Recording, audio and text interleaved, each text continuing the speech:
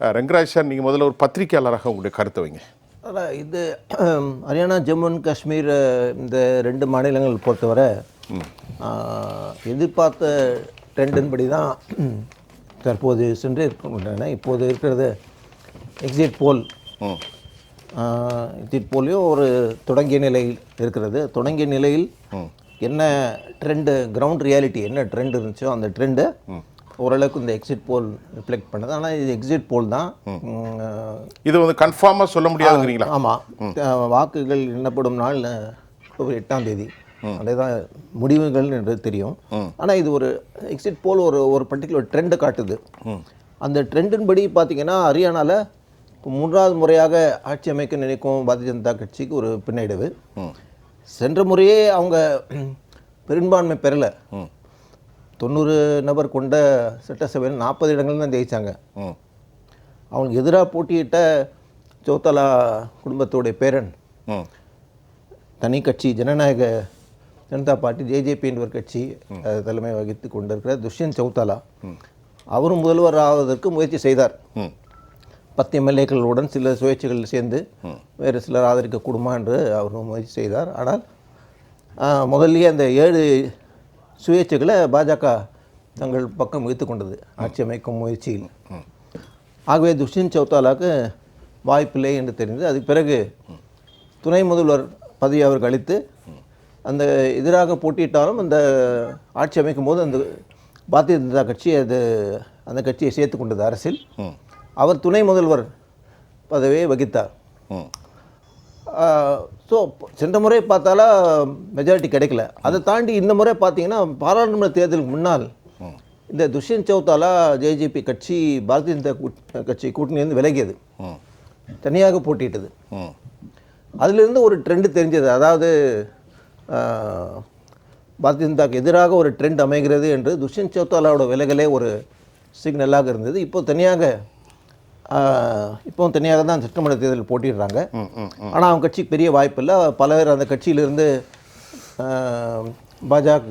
பாஜகவுக்கு மாறிவிட்டார்கள்.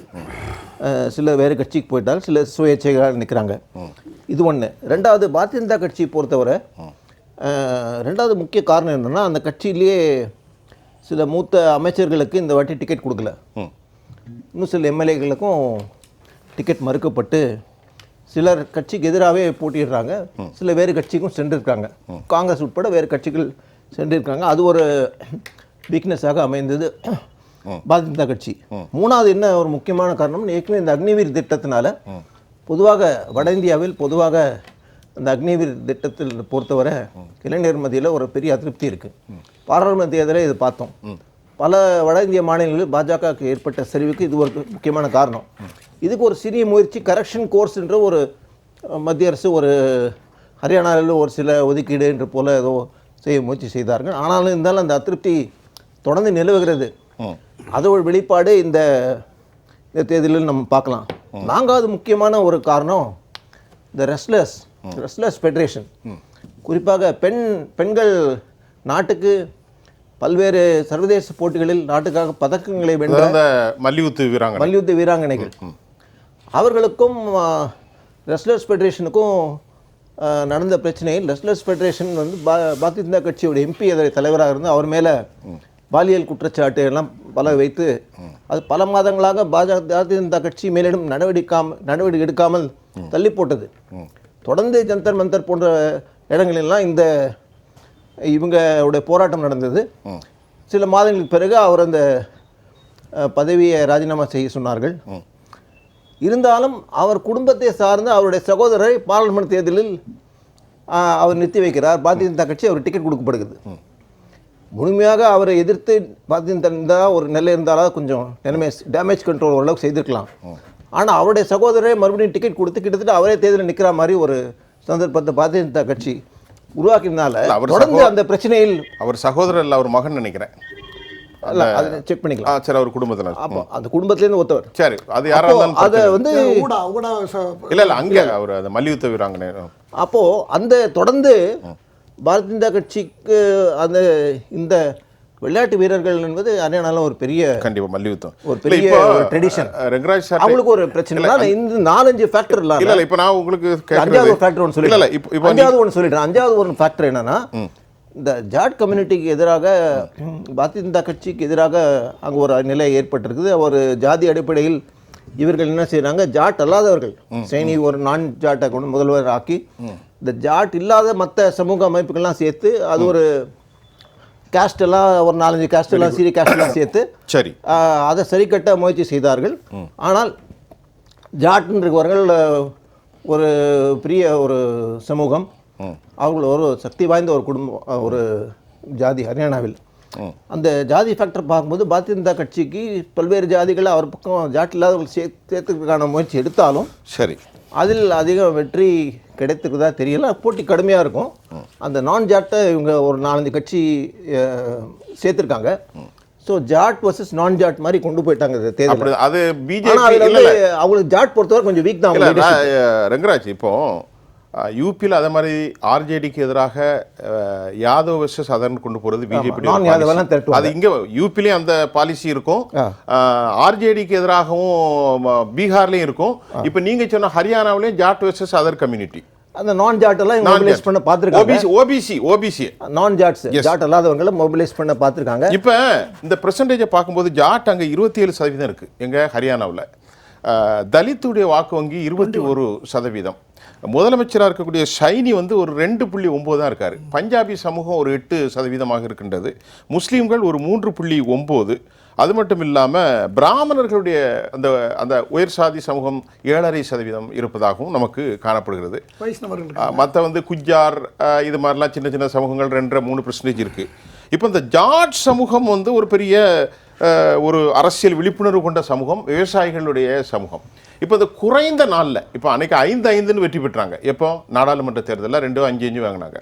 இப்போ இந்த அளவிற்கு இது பிரதமருக்கு ஒரு செட்பேக்குன்னு பார்க்குறீங்களா பாஜகவுக்கு? இல்லை கண்டிப்பாக வட இந்தியாவில் பாரதிய ஜனதா கட்சிக்கு பாராளுமன்ற எலெக்ஷன் வந்து ஒரு தொடக்கம், அது இறுதியான கிடையாது, அது ஒரு தொடக்கம். அவங்க இறங்குமுகமாக இருக்கிறது வந்து தெரியுது. பல உத்தரப்பிரதேஷ்லேயே பெரும்பான்மையான இடங்கள் சமாஜ்வாதி கட்சி காங்கிரஸ் கூட்டணி ஜெயித்தது, அதுவே அவங்களுக்கு பெரிய அடி.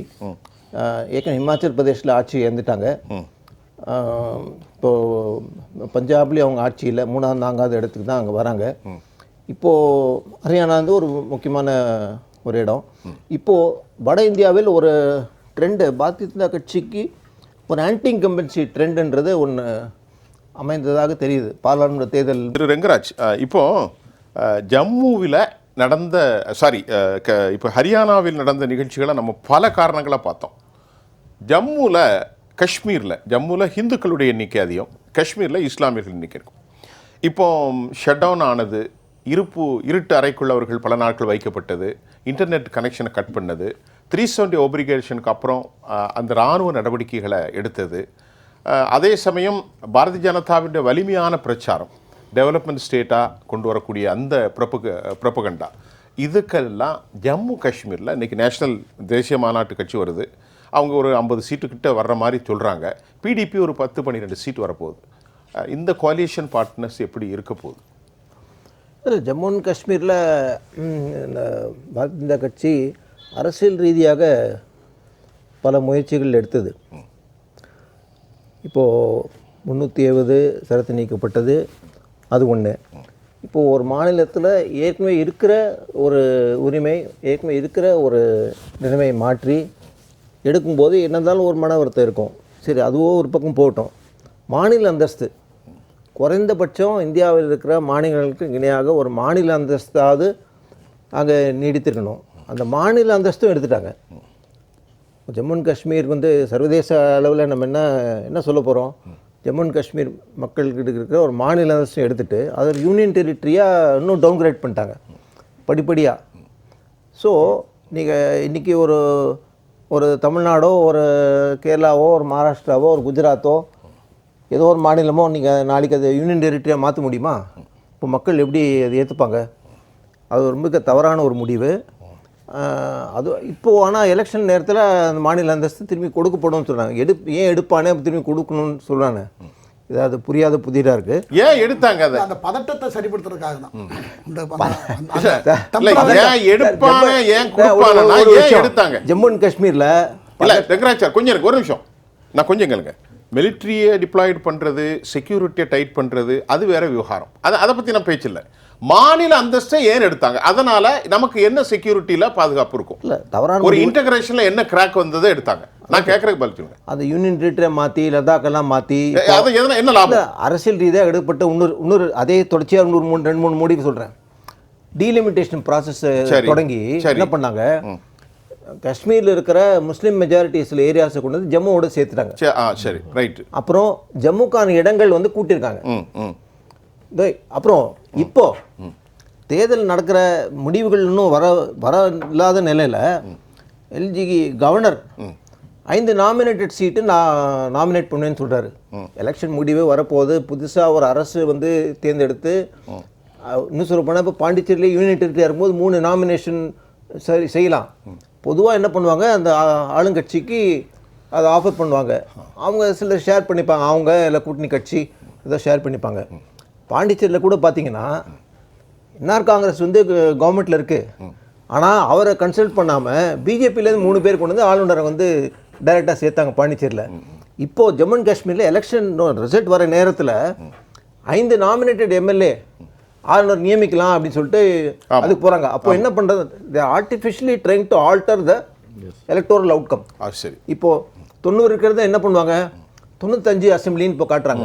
அதுதான் முயற்சி நடக்குது. இப்போ 95னா 45, 46 பத்தாது. நீங்கள் 48 வாங்கினா தான் மெஜாரிட்டின்னு வரும். ஏன்னா இப்போ உங்களுக்கு 2 பேருக்கு ஒரு நிமிஷம் 95 இல்லை இப்போ நீங்கள் நியமன உறுப்பினர்கள் 5 எக்ஸ்ட்ரா கொண்டு வந்தாலும் இவர்களுக்குள்ள கேப் 20 சீட் வரைக்கும் இருக்கு. இல்லை கூடாது. நீங்கள் அப்படி பார்க்கக்கூடாது. நீங்கள் வந்து காஷ்மீர்லேயும் எலெக்ட் ஆகிற காஷ்மீர் ஜம்மு அண்ட் காஷ்மீரில் என்ன எலெக்ஷன் எப்படி நடந்திருக்குன்னா, ஜம்மு அண்ட் காஷ்மீர் அது கரெக்டாக தான் இருக்குது. ஜம்முவில் மதத்தின் அடிப்படையில் இந்து மக்கள் பெருவாரியான வாக்குகள் பெற்று பாஜக க்ளீன் ஸ்வீப் பண்ணலாம். காஷ்மீரில் இருக்கிற ஓட் வந்து அரசியல் கட்சிகளிடையே ஒரு பிளவு உண்டாக்கி சரி அது 3 நாளாக சேதரும். வேறு சில சிறிய கட்சியில் சுயேட்சைகள்லாம் இப்போ போட்டியிட விட்டுருக்காங்க இல்லையா, நம்ம பார்த்தோம். ஜேஏபி நிறைய பேண்டு கட்சி ஜமாத்தே இஸ்லாமி தடைப்பட்ட இயக்கத்தோடு சேர்ந்து கூட்டணி அமைச்சு சுயேட்சைகள் போட்டிட்டு இருக்காங்க. அவங்களுக்கு ஆதரவு கொடுத்தாங்கன்னு நமக்கு தெரியும். இதுபோல் சில கொண்டு வச்சு ஜம்முவில் இருக்கிற பெருவாரியான எம்எல்ஏக்களோடு காஷ்மீரில் சில இண்டிபெண்டன்ஸு சில சிறிய கட்சி இதில் வச்சு ஆட்சி அமைக்கிற முயற்சி தான் நடந்திருக்கு. அந்த காஷ்மீரில் இருக்கிற ஓட்டை 3 நாளாக ஸ்ப்ளிட் பண்ணி ஜம்முவில் க்ளீன் ஸ்வீப் பண்ணி சில இண்டிபெண்டன்ஸோட ஆட்சி அமைக்கலாம் தான் முயற்சி நடந்திருக்கு. இல்லை அவர் பயங்கரவாத அதில் தான் 5 பேர் நாமினேட்டட் வந்து ஒரு அது பார்ட் ஆஃப் தட் ஸ்ட்ராட்டஜி. ஆனால் இப்போ இருக்கிற ட்ரெண்ட், இன்றைக்கி எக்ஸிட் போலில் இருக்கிற ட்ரெண்டு ஜம்முலேயே பிஜேபி எதிர்பார்த்த ஸ்வீப் இல்லை. அவங்க ஒரு 2/3 தான் வர மாதிரி காட்டுறாங்க. 43 சீட்டில் ஜம்முவில் 25-26 தான் பிஜேபி காட்டுறாங்க. அங்கேயே 11-12 இடங்களில் காங்கிரஸ் தேசிய முன்னணி லீடில் இருக்குது. இன்னும் 4 இடங்களில் பிடிபி லீடு இருக்குது. அதுதான் ஒரு ஆச்சரியமான விஷயம். அங்கே வந்து இவ்வளோ டீலிமிட்டேஷன் செஞ்சோம் இவங்களுக்கு அதிகமான இடங்கள் இருந்தோம். ஆனால் இவங்க எதிர்பார்த்த லீடு ஜம்முவில் வரல. ஏன்னா ஏன் எதுலன்னா அந்த உரிமைகளுக்கு ஜம்முவுக்கும் பாதிக்கப்பட்டு தானே. இந்த 370 ஆப்ரிகேட்டுங்கிறது வந்து காஷ்மீர் மட்டுமல்ல, ஜம்முவுக்கும் இந்துக்களாக இருந்தாலும் அவர்களுக்கும் சில உரிமைகள் பாதிக்கப்படுது இல்லை. எடுக்கப்பட்ட முடிவுகள் ஜம்முவில் பெரிய வரவேற்பு கிடைக்கும் பாஜக நினைத்தார்கள் க்ளீன் ஸ்வீப் பண்ணிடலாம். ஆனால் இல்லை என்று தான் ஜம்முவிலும் வாக்காளர்கள் சொல்கிறார்கள், காஷ்மீரிலும் சொல்கிறார்கள். ஜம்முவில் வாக்குகள் குறைஞ்சிருக்குன்னா அதுக்கான காரணங்கள் வந்து ஆராயணும். அது வந்து பாரதிய ஜனதா கட்சியுடைய கட்சி ஆராயணும், மற்ற கட்சிகளும் ஆராய்ந்து பார்ப்பாங்க.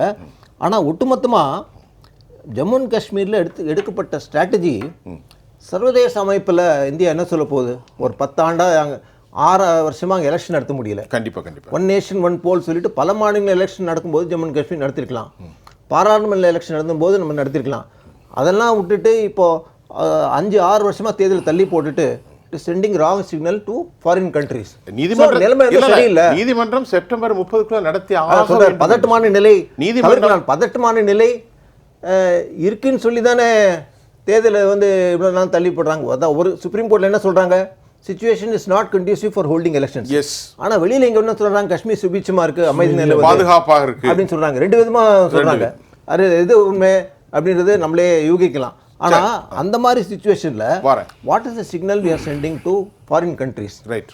இந்திய என்ன மக்களுக்கு என்ன என்ன செய்தி சொல்றோம்? என்ன மெசேஜ்? அப்போ ஜம்மு அண்ட் காஷ்மீர்ல நடக்கிற தீர்ப்புடைய அவுட்கம் வந்து அந்த வகையில் ரொம்ப சிக்னிஃபிகண்ட். கண்டிப்பா ஏன்னா ரொம்ப இவ்வளவு முக்கியமானது. அதாவது மதத்தின் ரீதியாக எடுத்திருக்கின்ற முயற்சிகள் அதுவும் கை கொடுக்கலன்னு சொன்னா அப்போ ஜம்மு அண்ட் காஷ்மீரில் வந்து பாஜக எடுத்துக்கிற பாலிசி 10 ஆண்டுகளாக தேர்தல் நடத்தாது இவ்வளோ பிரச்சனைகள் இருந்தும் இட்ஸ் அ ஃபெயில்டு பாலிசி அப்படின்னு தான் வரும். ஏன்னா 370 அப்ளிகேஷன் மக்கள் வரவேற்கிறாங்கன்னு சொன்னாங்க. மாநில அந்தஸ்தும் எடுத்தாச்சு, அதுவும் மக்கள் வரவேற்கிறாங்கன்னு சொல்கிறாங்க. ஆனால் இவங்க எடுத்த நடவடிக்கைகளுக்கெல்லாம் வந்து மக்கள்கிட்ட அங்கே ஆதரவு வரலன்னு சொன்னால், முழுமையான ஆதரவு வரலன்னா ஓரளவுக்கு ஆதரவு இருக்கலாம், முழுமையான ஆதரவு வரலன்னு சொன்னால் it reflects a failed policy in Jammu and Kashmir. இப்போ இது மறைச்சதுனால ஒரே ஒரு சின்ன விஷயம், அதாவது இடைவெளிக்கு அப்புறம் ஒரே வார்த்தை சொல்லுங்க. நைட்டில் திடீர்னு டெலிவிஷன் அனௌன்ஸ் பண்ணார் பிரைம் மினிஸ்டர். 3 காரணங்கள், முக்கியமான காரணங்கள் சொன்னார். காஷ்மீரில் கல்லெறிகிறாங்க, அது இந்த தீவிரவாதிகள் வந்து கள்ள நோட்டு வச்சதுனால இதெல்லாம் தீவிரவாதம் அங்கே நடைபெறுது, ஆகவே டிமானிட்டைசேஷனுக்கு ஒரு முக்கியமான காரணம் சொன்னார். டிமானிட்டைசேஷன் நடந்து எவ்வளவு வருஷம் ஆயிடுச்சு? அது ஒரு காஷ்மீர்ல தீவிரவாதம் அழிக்கப்பட்டதா? தினந்தோறும் சண்டை நடந்துட்டு தான் இருக்கு. இல்லை, ஒரு முக்கியமான ஃபேக்டர் ஜம்முவில் ஒரு ஃபேக்டர் என்னன்னா, காங்கிரஸ் நேஷனல் கான்ஃபரன்ஸ் உடைய பெர்ஃபார்மன்ஸ், இந்த ட்ரெண்டு தேசிய மாநாட்டு கட்சி, ஆமாம் தேசிய மாநாடு, இந்த ட்ரெண்ட் இப்படி நீடிச்சானா அது ஒரு பெரிய இம்ப்ரூவ்மெண்ட். காரணம் தேசிய மாநாடு அங்கே காங்கிரஸ் தான் பெரிதாக எதிர்பார்க்குறது ஜம்முவில். அவங்களுக்கு பெரிய வாக்கு வங்கி அங்கே கிடையாது. இன்னும் சொல்ல போனால் அங்கே காஷ்மீரில் அதிகமாக வாக்கு வரும், ஜம்முவில் மிக கம்மி. அப்போ ஜம்முவில் இவங்க கூட்டணி காங்கிரஸ் ஓரளவுக்கு டீசென்ட் நல்ல பர்ஃபார்மன்ஸ் இருந்ததுன்னா அது ஒரு காரணமாக இருந்திருக்கலாம். பாஜகவோட ஓட்டங்க இடங்களும் கொஞ்சம் கம்மியானதுக்கு ஒரு காரணமாக இருந்திருக்கும். ஜம்முல காங்கிரஸ் கொஞ்சம் இந்த ட்ரெண்ட் அப்படி உண்மையா இருந்தானா காங்கிரஸ் ஒரு குட் பெர்ஃபார்மன்ஸ் இருந்திருக்கணும் ஜம்முல. சரி, ரைட். அப்படி காங்கிரஸோட பெர்ஃபார்மன்ஸ் போறா இருந்தா பிஜேபி டோட்டல் ஸ்வீப் பண்ணிக்கலாம் ஜம்முவை. ஆமா. இப்போ காங்கிரஸும் அந்த ஓட்டை டிவைட் பண்ணிடுறாங்க இல்லையா, பாஜக வரக்கூடிய வாக்குகளை காங்கிரஸ் கொஞ்சம் டிவைட் பண்ணதுனால அந்த ஃபேக்டர் வந்து ஓரளவுக்கு அவங்க ஹெல்ப் பண்ணுங்க. இறுதி ரிசல்ட் வந்து அதை நம்ம பார்க்கணும். இதில் முக்கியமான நீங்கள் என்ன பார்க்கணுன்னா, பொதுவாக நான் பார்க்குறது என்னென்னா, மத்தியில் என்ன பாஜக கட்சி என்ன இமேஜ் கொடுத்தாலும் மாநிலங்களில் அவங்களுடைய பர்ஃபார்மன்ஸு சரியில்லை. கவர்னன்ஸ் இஷ்யூ, கர்நாடகாவில் ஆட்சி இழந்துட்டாங்க, இமாச்சல் பிரதேஷில் அவங்களால பவர் ரிட்டைன் பண்ண முடியல, இழந்துட்டாங்க. பல மாநிலங்களில் இதே போல் பார்க்குறோம். அதை 2-3 முறை 4-5 ஸ்டேட்டில் இதே மாதிரி சைனிங் எப்படி கட்டாரை ரிமூவ் பண்ணி சைனிங் கொண்டுறாங்க. இதே போல் குஜராத்தில் சிஎம்ஐ மாற்றி வேறு சிஎம்ஐ எலெக்ஷன் முன்னால் கொண்டுறாங்க. இதே இமாச்சல் பிரதேஷில் நீக்கிட்டு வேற ஒரு சிஎம்ஐ கொண்டுறாங்க. கர்நாடகாவிலையும் பொம்மையை அப்ரூவ் முன்னால் கொண்டுறாங்க. பல்வேறு மாநிலங்களில் அவங்களோட சாட்டிஸ்ஃபேக்டரியான ஒரு கவர்னன்ஸ் அவங்களால செய்ய முடியல. அதுக்கான என்ன காரணம்னு ஆராயணும். அது இப்போ அந்த ஃபேக்டர்னால பல மாநிலங்களில் அவங்க வந்து பவரை ரீட்டைன் பண்ணுறதுக்கு கஷ்டப்படுறாங்க. ஒரே ஒரு கேள்வி, நேரம் முடிந்தது. Has it is any possibilities after எலெக்ஷனுக்கு அப்புறம் horse trading? Is it possible horse trading? Horse trading நடக்கலாம். இப்போ சுயேட்சைகள் சில இப்போ இந்த ரிசல்ட்டுகளை பார்த்தா வாய்ப்பு உண்டா? சில இடங்களில் சுயேட்சைகள், இப்போ சுயேட்சைகள் நான் சொல்ல வந்தேன். திரு முருகன் சொன்னதுக்கு ஒரு காரணம் வந்து போலிங் பர்சன்டேஜ் அதிகமானதுக்கு காரணம் வந்து ஜமாத்தே இஸ்லாமி தடை செய்யப்பட்ட இயக்கம். ஆனால் இந்த முறை அவங்க என்ன ஸ்ட்ராட்டஜி பண்ணியிருக்காங்கன்னா, இந்த உமர் அப்துல்லா, முஃப்தி இவங்கெல்லாம் காஷ்மீரில் ஜெயிச்சு இவங்கெல்லாம் தலைவர்கள், எம்பி தலைவர், மத்திய அமைச்சர், முதலமைச்சர் போஸ்டெல்லாம் வராங்க. இப்போ இவங்களுக்கு ஒரு ஆசை கொடுத்துருக்காங்க. அது யார் அந்த ஆசை கொடுத்தாங்கன்னு அதுக்கு போக விரும்பலை. சரி, நீங்களே வந்து அவங்கள வரது வந்து தடுக்கலாம், நீங்களே நாளைக்கு வந்து சிஎம் ஆகலாம், அமைச்சர் ஆகலாம், யூனியன் மினிஸ்டர் ஆகலாம் இப்படின்னு சில வாக்குறுதிகள் கொடுக்கப்பட்டு இந்த ஜமாத்தே இஸ்லாமி இந்த ஜேஏபி கட்சியோட அந்த ரஷீத் அலி அந்த சுயேட்சை எம்பியை ஜெயிச்சாங்க இல்லையா, அந்த கட்சி இவங்களோட கூட்டி சேர்ந்து தேர்தலில் பங்கேற்றிருக்காங்க, பிரச்சாரம் பண்ணியிருக்காங்க. அதாவது பயங்கரவாதி சட்டத்தில் கைது செய்யப்பட்ட ரஷீத் அலி. ஆமாம், சொல்லுங்க. அந்த ஸ்ட்ராட்டஜி இதுவரை தேர்தலை புறக்கணித்தவர்கள் வந்து உள்ள வந்து இந்த என்சி பிடிபி கட்சிக்கு பதிலாக நாம தேர்ந்தெடுத்து அவங்கள ஊரக்கட்டலான ஒரு முயற்சி நடந்திருக்கு. அதுக்காக உள்ள வந்திருக்காங்க. அதனால போலிங் பர்சன்டேஜ் கூடியிருக்கு. அது ஒரு முக்கியமான ஒரு காரணம்.